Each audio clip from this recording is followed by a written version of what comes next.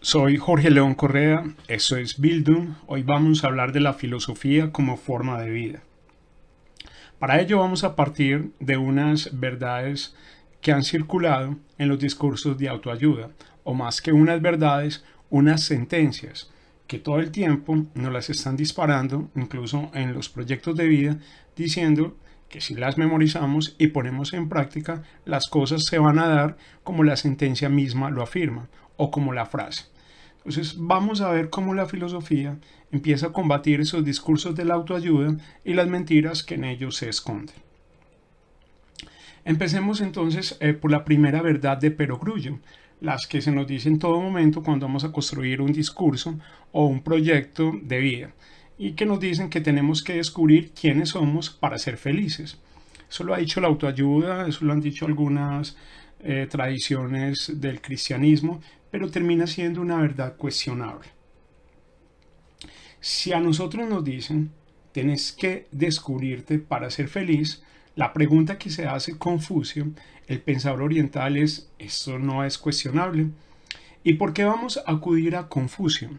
Porque si bien Confucio no es un filósofo inscrito en la tradición del pensamiento, Confucio propone una manera de ver la vida tal y como la proponían Jesucristo o Buda, que sin llegar a ser filósofos, en sus prácticas ellos tenían una filosofía, es decir, una manera de entender el mundo. Para Confucio entonces, cuando nosotros decimos tenemos que conocernos para ser feliz, nos estamos encasillando en una verdad absoluta, porque nosotros no somos una sola cosa. Miremos esto con detalle. Confucio advierte que ahí hay una reducción peligrosa, porque cuando yo digo, bueno, me voy a descubrir, descubro que soy un tipo de letras, descubro que soy una persona que puede enseñar filosofía, descubro que soy un ser gracioso, o descubre una persona enmarcada en un discurso ético religioso que es benevolente. Cuando yo digo soy bueno, soy de letras o soy gracioso, estoy reduciendo la existencia a un prejuicio, porque la estoy reduciendo a una sola faceta. Miremos esto con detenimiento. Si yo defino la existencia así, por algo que yo hago o por algo en lo que yo me reconozco que tengo cierta habilidad, definir así la existencia es imponerme un yo de un momento. Es decir, le estoy diciendo al mundo que yo soy un hombre de letras por los libros que presento en estas charlas o que presento en clase. Estoy definiendo mi existencia para el resto de la vida por algo que yo hago. Y resulta que mi existencia se compone por una multitud de yoes. No es un solo yo el que me caracteriza, son varios. Y eso no implica que yo tenga varias personalidades. Eso lo que quiere decir es que mi personalidad está compuesta de varias facetas. Entonces yo no puedo decir, ahí va fulano el que es muy gracioso, porque es que fulano puede ser gracioso en algunos momentos de la vida, pero no en todos. Y yo todo el tiempo tampoco le puedo decir a fulano que esté contando chistes o que sonría. Ahí va el fulano el que tiene un hábito de vida saludable. Yo tengo hábitos de vida saludable, pero no en todo momento. A veces me da por comer demasiada basura y eso el cuerpo me lo cobra. Pero que yo tenga hábitos de vida saludable no quiere decir que ahí va Jorge, el que es saludable. Porque todo el tiempo mi vida no está girando alrededor de eso. Ni siquiera de las personas que a veces nos dan consejos en las redes y demás de cómo debemos llevar una vida saludable. Miremos esto con más detenimiento. ¿Por qué no puedo reducir entonces mi vida a decir que yo soy el hombre de las letras o que soy el hombre que cuenta chistes o que soy la persona que escucha a los demás? Porque para Confucio la noción de mundo parte de caos y de cambio. Recuerden a Heráclito. Para Heráclito ese cambio venía de una lucha constante de contrarios, del caos. Mire que ahí se parece. La tradición griega tampoco es como creían algunos, que pertenece simplemente a los grandes discursos y a las divagaciones. También en Grecia la filosofía era mirada como una forma de vida, como una forma de vida práctica. Si la noción de mundo, volviendo a Confucio, se instala en el caos y en el cambio, Miremos quién era yo hace 10 años. Y hace 10 años yo no era la misma persona. Por eso es tan difícil decir, como a veces se instala en los discursos de las empresas o en estos proyectos de vida, quién quiere ser dentro de 10 años. Porque es que dentro de 10 años usted no sabe qué tipo de persona va a ser, porque el mundo es caótico. Porque hay acontecimientos en el mundo que por más que tenga su vida programada no van a llegar. Piénselo nada más un instante. Piénselo, por ejemplo, en el proyecto que usted tenía para ser promovido al siguiente curso. Y mire lo que le pasó. Estaba dentro de su programación. Falló algo dentro de la programación. Dicen, por ejemplo, los programadores neurolingüísticos, no, es que de pronto no te concentraste tanto, no visualizaste bien el objetivo. Eso es carreta. Es que hay cosas en la vida que no podemos controlar. La mínima cosa que no podemos controlar es la vida misma, porque en cualquier momento, por cualquier circunstancia, nosotros podemos desaparecer, nos podemos morir. La gente que queremos que esté a nuestro lado dentro de 10 años puede desaparecer. La vida es una cuestión absolutamente contingente que no depende de los esfuerzos que nosotros pongamos para programarme dentro de 10 años. Si hace 10 años era una persona, hoy soy completamente otra. Y eso, referido a la cultura popular, es lo que nosotros vemos en esos vallenatos que dicen los caminos de la vida no eran como yo pensaba y eran difíciles de imaginarlos. Entonces, en una canción como esa, uno encuentra una propuesta, no la propuesta de Confucio, pero sí una verdad que a veces desde los proyectos de vida, de discursos como algunas corrientes de la psicología, pero sobre todo de la autoayuda, empiezan a negar. Y es esa mentira que nos venden de que la vida es lo que uno quiere hacer de ella. Eso es carreta. En la vida hay una cantidad de contingencias, hay una cantidad de cambios que difícilmente nosotros los podemos controlar por más que los queramos programar. El descubrimiento de nosotros mismos es un proceso constante y usted nunca sabrá quién va a ser porque siempre va a estar en constante cambio. Nunca. Y las circunstancias, los acontecimientos nos empiezan a llevar a otras facetas, a otras cosas que desconocíamos de nosotros. Por más que usted practique el autocontrol, por más que practique una disciplina deportiva, siempre va a aparecer algo más. Y ante ese proceso de cambio constante, nosotros nunca llegaremos a descubrirnos realmente cómo somos, porque hay circunstancias donde la vida va a despertar otras cosas que teníamos ocultas en nosotros y no tienen que ser necesariamente buenas. Va a despertar habilidades, pero también va a despertar miedos, enfermedades, angustias. Nunca llegaremos a saber quiénes somos porque la vida nos va enfrentando día a día con una cantidad de circunstancias que nosotros no controlamos y siempre va a haber un cambio constante. De ahí entonces que cuando usted se fija un objetivo desde su verdadero ser, cuando usted le dicen, y mire otra mentira acá que vamos a desmontar, fíjese objetivos desde su verdadero ser, eso es un error craso. Me da mucha risa cuando alguien decía, no, miremos a los muchachos desde el ser y no desde lo que nos entregan. Y yo quería preguntar en una reunión, bueno, ¿y cuál es ese ser? Es que eso es una cuestión muy compleja. Muéstrenme ustedes el ser. Y con eso acabamos este curso y paso sus notas. Porque es que no tiene sentido llegar y decir que nosotros nos tenemos que fijar objetivos desde nuestro verdadero ser. Y eso es un error porque no hay un yo único como les explicaba. Porque es que no hay algo que nos defina. Yo no me puedo definir por lo que hago. Ni yo no me puedo definir por lo que soy en ese momento, porque es que lo que soy es la acumulación de muchas cosas. Lo que soy es la composición de múltiples yoes. Y ojo, eso no quiere decir que yo sea esquizofrénico. Eso quiere decir que mi personalidad, por fortuna, no es unívoca. Y lo que yo soy no se define tampoco ni por lo que hago, ni por lo que soy en ese momento. Porque lo que soy en ese momento, lo acabamos de ver, es variable. Entonces es un error fundamental cuando nos dicen, fíjese objetivos desde su verdadero ser. Usted de pronto se fija objetivos desde lo que hoy tiene, pero es que lo que hoy tiene puede cambiar. porque usted no controla todo eso.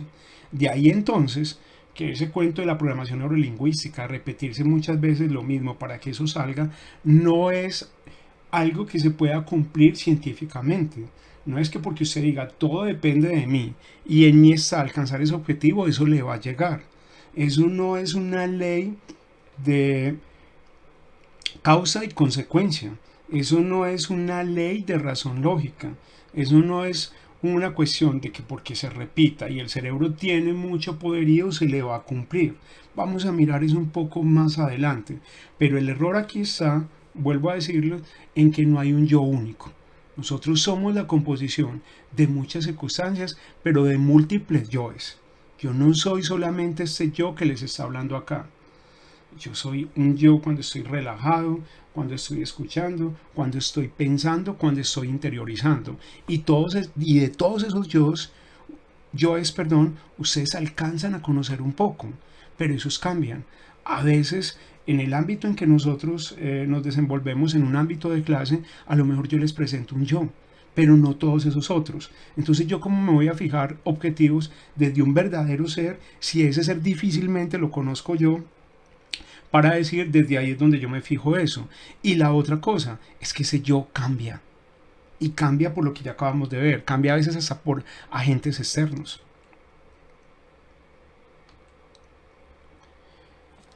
Otra gran mentira que nos han dicho, y esta es la segunda parte, es que para tomar decisiones tenemos que pararnos y pensarlas racionalmente.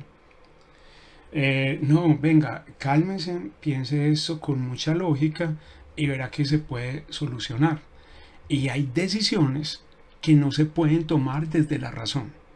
Y hay decisiones que a veces responden a un impulso biológico o hay decisiones que tenemos que pensar en un momento de supervivencia que nos impiden cualquier lógica racional. Por eso es que estos pensadores chinos están muy alejados de la lógica griega, pero sobre todo de la lógica occidental, porque es que la lógica occidental nos decía que teníamos que pensar las cosas racionalmente y así nos iba a ir mejor. Y lo que pasa es que el mundo parte de una premisa de la coherencia. Y hay una verdad cuestionable acá, y es, por ejemplo, si consigue una buena educación, encontrará un trabajo que le guste. Eso nos han dicho nosotros. Pase a una buena universidad, gánese una beca, esfuércese por ser el primero y verá que le va a ir muy bien en la vida. Eso es una premisa de la coherencia lógica. Aquí hay una verdad racional, de esas que nos enseñaron a pensar toda la vida. Pero ¿qué ocurre con eso? Con eso ocurre lo primero que habíamos visto, que el mundo es caótico. ¿Quién le dijo a usted que si obtenía una beca iba a conseguir el trabajo que quisiera? Hay un caso muy particular y a mí me tocó vivirlo, y es que una de nuestras mejores estudiantes, o uno de nuestros mejores estudiantes, para que no especulen, no les voy a decir si era hombre o mujer, ese año pasa a la universidad. Y a duro que le tocó después conseguir un buen empleo. Y resulta que de esa misma promoción, uno de sus compañeros o de sus compañeras, que no eran ni la mejor ni el mejor, termina haciendo una carrera en una universidad relativamente mediocre, pero termina teniendo un muy buen empleo en el exterior y un trabajo soñado. Entonces la pregunta era, si tenía mejor educación, quien ocupaba los primeros puestos ese año en el bachillerato, porque esa persona no logró eso, porque se demoró tanto tiempo incluso en conseguir un empleo bueno si en la universidad también era un alumno o una alumna destacada. Entonces miren que en el mundo hay factores imprevisibles y hay muchos factores que determinan lo que acaba sucediendo y esos factores no los controlamos nosotros. Entonces siempre se nos ha dicho que cualquier acción tiene una consecuencia lógica, que para cualquier acción hay una reacción y que eso se puede explicar lógicamente y que por eso es tan importante pensar nuestras decisiones desde la razón. Pero resulta que por más que pensemos desde la razón, hay una cantidad de factores que nunca vamos a controlar y hay una cantidad de factores que van a determinar eso que acabará sucediendo. No lo tenemos. Ante esta premisa de que una acción tiene una consecuencia lógica, Confucio dice, eso no es más que una fuente de desesperación. Creer que desde la lógica lo vamos a explicar todo. Decidir de una forma racional termina siendo una consecuencia de eso que nos hicieron creer. Y decidir de una forma racional, según Mencio, otro pensador oriental, es un absurdo, porque hay un componente emocional y visceral en el mundo y en las decisiones que nosotros tomamos. Muchas veces esas, como les decía ahorita, no responden a una simple lógica. Piense nada más en un momento de preservación de la vida. El cerebro se activa en múltiples dimensiones para ver cómo se protege al otro, a mí mismo o a quienes me rodean. Pero usted en un momento, por ejemplo, para volverlo más específico, de un atraco, no está midiendo cuáles van a ser las consecuencias de sus reacciones. Está actuando emocionalmente ante el peligro. El mundo, según Mencio, que es otro de los pensadores que quería traer, es arbitrario e impredecible, ya lo había dicho Confucio. Y aunque nos sentemos a tomar decisiones estudiándolas bien, lo que hacen ustedes en sus proyectos, ahorita que van a terminar una etapa de la vida, nadie nos puede asegurar que todo suceda tal y como lo hemos planeado. Ay, pero es que usted nos está diciendo una cosa que ya sabíamos. Entonces, si la sabían, ¿por qué planean tanto? Ojo, planear no es malo, pero hay que contar con esa porción que a veces es mucho más grande y nos supera de los sucesos fortuitos que nosotros no podemos planear.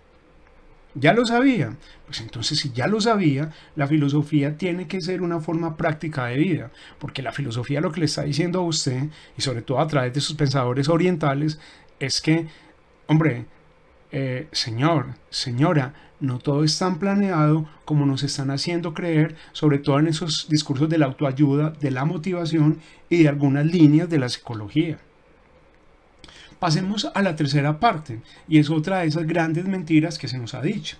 Tenemos que trabajar al máximo nuestras cualidades. ¿Para qué? Para mejorar y para rendir. Y continuamente nos están repitiendo y repitiendo una y otra vez que esto debe ser así. Desde la casa, desde el colegio, desde los discursos que se instalan en las series de televisión, en las series live, desde los mensajes que vemos en los motivadores, entre otros. ¿Qué pasa con esta máxima, entre comillas? ¿Qué pasa con esta frase de cajón? ¿Qué pasa con eso? ¿Qué es lo que repite la modelito exitosa o el presentador de noticias exitoso o la persona que tiene un canal en YouTube o en una de estas redes como Instagram donde tiene muchos seguidores? Cuando a nosotros se nos dice, volvamos acá, que tenemos que trabajar al máximo nuestras cualidades para mejorar y para rendir, nos estamos instalando en las sociedades del rendimiento, que dice el filósofo coreano Chung Hal, un filósofo nacido en el siglo pasado, pero que está produciendo en este siglo. Al explotar eso que nos dicen que es una máxima, lo que les acabé de decir yo, trabaje todas sus cualidades para mejorar, se abandona el resto de cualidades. Entonces, a nosotros nos están diciendo, tenemos que trabajar al máximo nuestras cualidades, pero se abandonan el resto. ¿Por qué?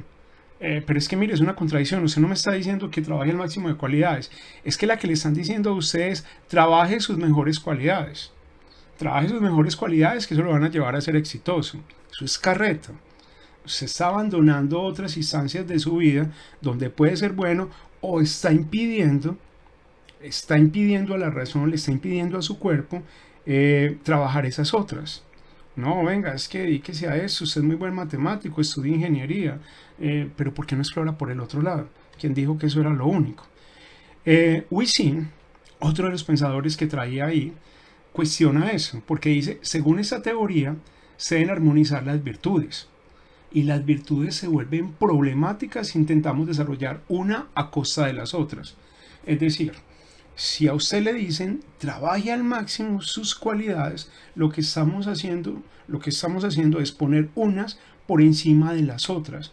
Y las virtudes, así como nuestra personalidad que está compuesta de múltiples yoes, las virtudes hacen parte de nosotros. Entonces no hay unas en las que seamos mejor que otras. Simplemente todas están ahí. Pero yo no puedo poner una por encima de las otras. Lo que tengo que hacer es armonizarlas. Porque cuando pongo una por encima de las otras, esas que dejé ocultas terminan saliendo en un momento. Y esas que dejé ocultas, y aquí la psicología también lo explica, esas que terminé soterrando, terminan en un momento casi que asfixiadas saliendo de la tierra, pidiendo a gritos auxilio, porque eso también estaba en usted. Y usted lo que hizo simplemente fue abandonarla. Eso hace entonces que una persona inteligente sea inteligente pero no emocionalmente estúpida, porque lo que propone un SIP es que se deben trabajar todas las cualidades, incluso en las que uno no se destaque. Acuérdense que Wu Xing decía que las virtudes se deben armonizar. Por eso cuando nosotros hablamos de una inteligencia emocional, estamos diciendo eso. Hombre, no abandone lo otro. Es que yo era muy bueno para tocar. Pues toque, no te tenés que volver un músico. Pero toca, porque es que eso hace parte de lo que vos sos. Entonces, de ahí que debemos trabajar en esas cualidades en las que muchas veces nosotros no nos destacamos. Para hablar de la filosofía como una forma de vida, nos instalamos en 3 miradas sobre la vida misma desde la filosofía oriental. La primera, la de Confucio, que debate esa verdad de los discursos de la autoayuda o de algunas líneas de la psicología o de la motivación, donde nos dice que para fijarse objetivos nos debemos centrar en nuestro verdadero ser. Confucio la debate diciendo que no tenemos un ser único porque nuestro ser es cambiante. La segunda verdad que rebatíamos a esos discursos de la autoayuda era esa que para tomar decisiones teníamos que pensarlas racionalmente. Esto se caía porque según Mencio, nosotros no tomamos solamente decisiones desde la razón. Muchas veces nuestras decisiones son emocionales y viscerales y la razón no es lo único que define qué es lo que vamos a hacer más adelante, porque también, como lo decía Confucio, hay una cantidad de acontecimientos que son difíciles de controlar. Y finalmente discutíamos otra de estas verdades que se nos han vendido como si fueran una sentencia para alcanzar el éxito, y es la de que tenemos que trabajar al máximo nuestras cualidades para mejorar y para rendir. Según Wu Xing, esto es totalmente falso, porque lo que nosotros tenemos que hacer es armonizar nuestras cualidades, no trabajarlas. No podemos poner una por encima de la otra, porque nuestro yo se compone de esa armonización de cualidades. Si sepultamos una, si olvidamos alguna, esa va a terminar saliendo. Y termina saliendo en los discursos de la frustración o en los discursos de la desconfianza. ¿Todo esto para qué? Para mostrar que la filosofía no es simplemente un discurrir sobre conceptos que no entendemos, sino que la filosofía en prácticas orientales y en la práctica de los primeros griegos era una forma de vida, una forma de alcanzar la plenitud y sobre todo en este momento una forma de discutir discursos como los de la autoayuda, como los de la motivación, como los de los proyectos de vida, que cuando no son capaces de matizar en eso, nos venden verdades que se terminan cayendo. Nos vemos en una próxima oportunidad.